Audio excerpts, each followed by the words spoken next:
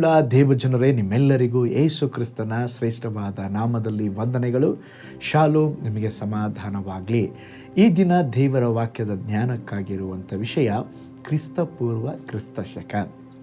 ಅದಕ್ಕೆ ಆಧಾರವಾಗಿ ಯೋಹಾನ ಬರೆದ ಸುವಾರ್ತೆ 4ನೇ ಅಧ್ಯಾಯ 29ನೇ ವಚನ. ಬನ್ನಿರಿ, ನಾನು ಮಾಡಿದವುಗಳನ್ನೆಲ್ಲ ನನಗೆ ತಿಳಿಸಿದ ಮನುಷ್ಯನನ್ನು ನೋಡ್ರಿ, ಈತನೇ ಆ ಕ್ರಿಸ್ತನಲ್ಲವೇ ಅಂದಳು. ನೋಡ್ರಿ, ಇಲ್ಲಿ ಆ ಸಮರಿಯದ ಸ್ತ್ರೀ ಯೇಸು ಸ್ವಾಮಿಯ ಕುರಿತಾಗಿ ಒಂದು ಸಾಕ್ಷಿ ಕರೆಸುತ್ತಾ ಇದ್ದಾಳೆ. ಅವಳು ಹೇಳಿದ ಸಾಕ್ಷಿಯ ನಿಮಿತ್ತವಾಗಿ ಆ ಸಮರಿಯ ಪಟ್ಟಣದಲ್ಲಿರುವಂಥ ಎಲ್ಲ ಜನರು ಮೆಸ್ಸಿಯನಾದ ಯೇಸು ಸ್ವಾಮಿಯನ್ನು ನೋಡುವುದಕ್ಕಾಗಿ ಬಂದರು. ನೋಡ್ರಿ, ಆ ಸಮರಿಯ ಸ್ತ್ರೀ ಯೇಸುವನ್ನು ಸಂಧಿಸಿದಾಗ ಅವಳ ಜೀವಿತ ಬದಲಾಯಿತ್ರಿ. ನೋಡ್ರಿ, ಪ್ರತಿಯೊಬ್ಬ ಮನುಷ್ಯನಲ್ಲಿ ಒಂದು 2 ಜೀವಿತ ಇರುತ್ತೆ. ನಾನು ಹೇಳಿದ್ನಲ್ಲ, ಕ್ರಿಸ್ತ ಪೂರ್ವ, ಕ್ರಿಸ್ತ ಶಕ. ಕ್ರಿಸ್ತ ಪೂರ್ವ ಎಂಬುದಾಗಿ ನಾವು ನೋಡುವಾಗ ನಮ್ಮ ಹಳೆಯ ಜೀವಿತವನ್ನು ಅದು ಸೂಚಿಸ್ತದೆ. ಕ್ರಿಸ್ತ ಶಕ ಅಂತ ಹೇಳಿದ್ರೆ ಕ್ರಿಸ್ತನಲ್ಲಿ ನಮ್ಮ ಒಂದು ಹೊಸ ಜೀವನವನ್ನು ಅದು ತೋರಿಸುವಂಥದ್ದಾಗಿದೆ. ನಾವು ವರ್ಷದ ಮೊದಲ ತಿಂಗಳು ಏನ್ರಿ, ಜನವರಿ. ಈ ಜನವರಿ ಎಂಬಂಥ ಹೆಸರು ರೋಮನ್ ಜಾನ್ಸ್ ಎಂಬಂಥ ಹೆಸರಿನಿಂದ ಬಂದಿದೆ. ಜಾನ್ಸ್ ಎಂದು ಕರೆಯಲ್ಪಡುವ ರೋಮನ್ ದೇವತೆಯ ರೂಪವು 2 ಮಾನವ ಮುಖಗಳನ್ನು ಅದು ಒಳಗೊಂಡಂತೆ ಇತ್ರಿ. ಒಂದು ಮುಖ ಹಿಂತಿರುಗಿ ನೋಡಿದ್ರೆ ಇನ್ನೊಂದು ಮುಖ ಮುಂದೆ ನೋಡುತ್ತಾ ಇತ್ತು ಅಂತ ಹೇಳಿದ್ರೆ ವರ್ಷದ ಅಂತ್ಯ ಮತ್ತು ಆರಂಭವನ್ನು ಪ್ರತಿನಿಧಿಸಲು ಈ ರೂಪದ ಪ್ರಕಾರ ಜನವರಿಯನ್ನು ಹೆಸರಿಸಲಾಗಿದೆ. ಇದರ ಹೊರತಾಗಿಯೂ ಪ್ರತಿಯೊಬ್ಬರ ಜೀವನದಲ್ಲಿ 2 ಮುಖಗಳು ಇರುತ್ತದೆ. ಯೇಸುವನ್ನು ಭೇಟಿಯಾಗುವ ಮೊದಲು, ನಂತರ ಯೇಸುವನ್ನು ಭೇಟಿಯಾದ ನಂತರ.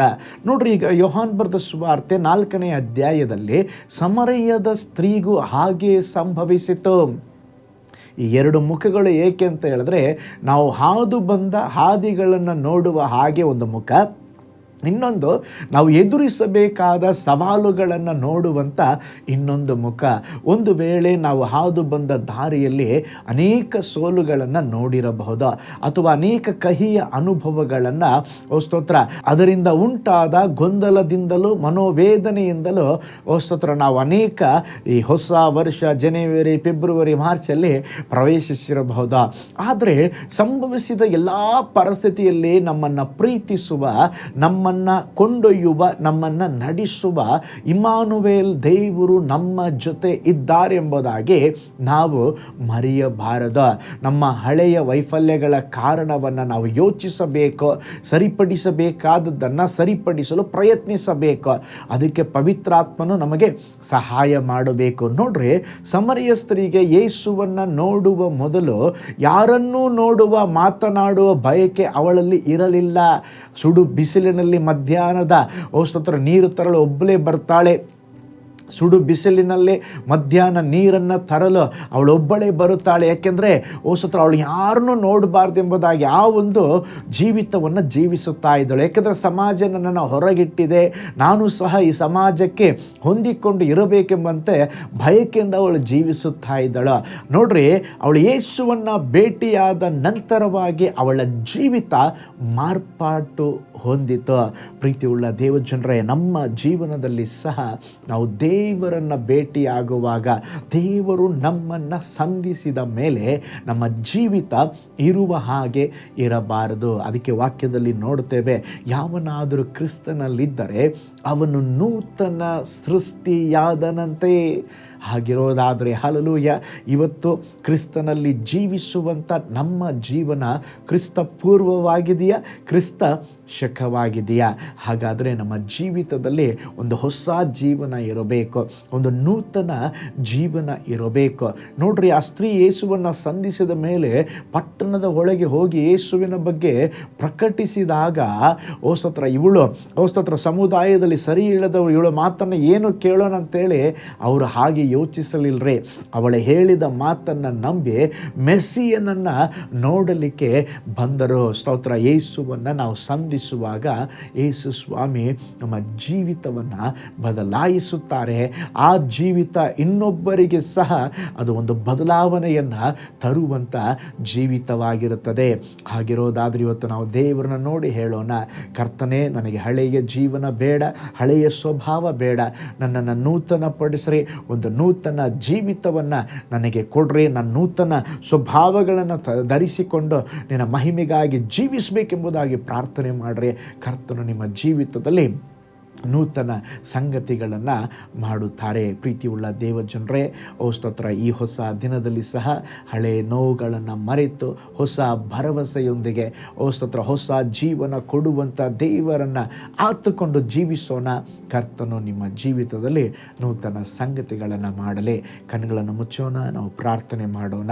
ಪರಲೋಕದಲ್ಲಿ ವಾಸ ಮಾಡುವ ನಮ್ಮ ತಂದೆಯಾದ ದೇವರೇ, ಈ ಸುಂದರವಾದ ಹೊಸ ದಿನದಲ್ಲಿ ನಿನ್ನ ನಾಮವನ್ನು ಘನಪಡಿಸ್ತೇವೆ ಅಪ್ಪ. ವಿಶೇಷವಾಗಿ ಈ ದಿನ ನಾವು ನಿಮ್ಮ ವಚನಗಳನ್ನು ಧ್ಯಾನಿಸಿದ ಹಾಗೆ ಹೇಗೆ ಸ್ವಾಮಿ ದೇವರೇ ನಿಮ್ಮನ್ನು ದರ್ಶಿಸುವ ನೋಡುವವರ ಜೀವಿತ ಬದಲಾಗ್ತದೋ ಅದೇ ವಿಧದಲ್ಲಿ ನಮ್ಮ ಜೀವಿತ ಬದಲಾಗಲಿ.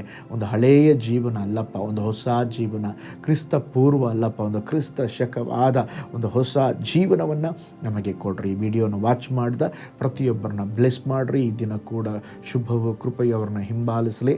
ಅವರು ಮಾಡುವ ಕೈ ಪ್ರಯಾಸಗಳೆಲ್ಲ ಆಶೀರ್ವಾದ ಮಾಡಿರಿ ಕರ್ತನೆ. ಈ ದಿನ ಒಂದು ಜಯದ ದಿನವನ್ನು ನಿನ್ನ ಮಕ್ಕಳಿಗೆ ಕೊಡ್ರಿ, ಅದ್ಭುತ ಮಾಡಿರಿ. ಯೇಸುವಿನ ಹೆಸರಿನಲ್ಲಿ ತಂದೆಯೇ, ಆಮೇನ್. Price the lord. ಹಾಗಾದರೆ ಹಳೆಯ ಜೀವನ ಅಲ್ಲ, ಒಂದು ಹೊಸ ಜೀವನದೊಂದಿಗೆ ಯೇಸುವನ್ನು ಸಂಧಿಸೋಣ. ಕರ್ತನು ನಿಮ್ಮನ್ನು, ನಿಮ್ಮ ಕುಟುಂಬವನ್ನು ಬ್ಲೆಸ್ ಮಾಡಲಿ. ನಾಳೆ ಮತ್ತೊಂದು ದೈನಂದಿನ ಜ್ಞಾನದಲ್ಲಿ ನಾನು ನಿಮ್ಮನ್ನು ಸಂಧಿಸ್ತೇನೆ. ನಾನು ನಿಮ್ಮ ಪ್ರೀತಿಯ ಸೇವಕ pastor Paul Joy. God bless you all. ಕರ್ತನಲ್ಲಿ ಪ್ರಿಯರೇ, ಈ ಸಂದೇಶ ಮತ್ತು ಪ್ರಾರ್ಥನೆ ನಿಮಗೆ ಆಶೀರ್ವಾದಕರವಾಗಿದ್ದರೆ, ದೇವರು ನಿಮ್ಮನ್ನು ಪ್ರೇರೇಪಿಸಿದರೆ, ನಂಬಿಕೆಯಿಂದ ಸಾಗುವ ಈ ಸೇವೆಗೆ ನಿಮ್ಮ ಅಮೂಲ್ಯವಾದ ಕಾಣಿಕೆಯನ್ನು ಬಿತ್ತಿರಿ. ಪ್ರೀತಿಯ ದೇವಜನರೇ, ವಾಯ್ಸ್ ಆಫ್ ಹೋಪ್ ಮಿನಿಸ್ಟ್ರಿಯ ವತಿಯಿಂದ ಕೋರಮಂಗಲದಲ್ಲಿ ಪ್ರತಿ ಭಾನುವಾರ ಬೆಳಗ್ಗೆ 9:30ಕ್ಕೆ ಕನ್ನಡ ಆರಾಧನೆ ನಡೆಯುತ್ತಿದೆ. ಆತ್ಮಭರಿತವಾದ ಆರಾಧನೆ, ಮನಮುಟ್ಟುವ ಸಾಕ್ಷಿ, ಬಲಪಡಿಸುವ ದೇವ ಸಂದೇಶ.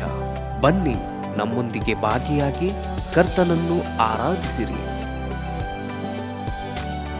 ನೂತನ ತಿಂಗಳ ಆಶೀರ್ವಾದ ಕೂಟ ಪ್ರತಿ ತಿಂಗಳು ಮೊದಲ ದಿನ ಸಂಜೆ 7 ಗಂಟೆಗೆ. ಪ್ರತಿ ತಿಂಗಳು 2ನೇ ಶನಿವಾರ ಬಿಡುಗಡೆ ಉಪವಾಸ ಪ್ರಾರ್ಥನೆ ಕೂಟ ಬೆಳಿಗ್ಗೆ 10:30ಕ್ಕೆ. ನಿಮಗಾಗಿ ಪ್ರಾರ್ಥಿಸಬೇಕೆ?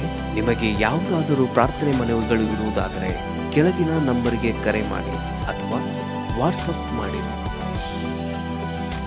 ಈ ಆತ್ಮಿಕ ಸಂದೇಶಗಳು ನಿಮಗೆ ಆಶೀರ್ವಾದಕರವಾಗಿದ್ದರೆ ಲೈಕ್ ಮಾಡಿರಿ.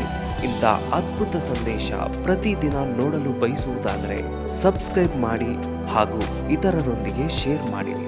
ಕರ್ತನು ನಿಮ್ಮನ್ನು, ನಿಮ್ಮ ಕುಟುಂಬವನ್ನು ಆಶೀರ್ವದಿಸಲಿ.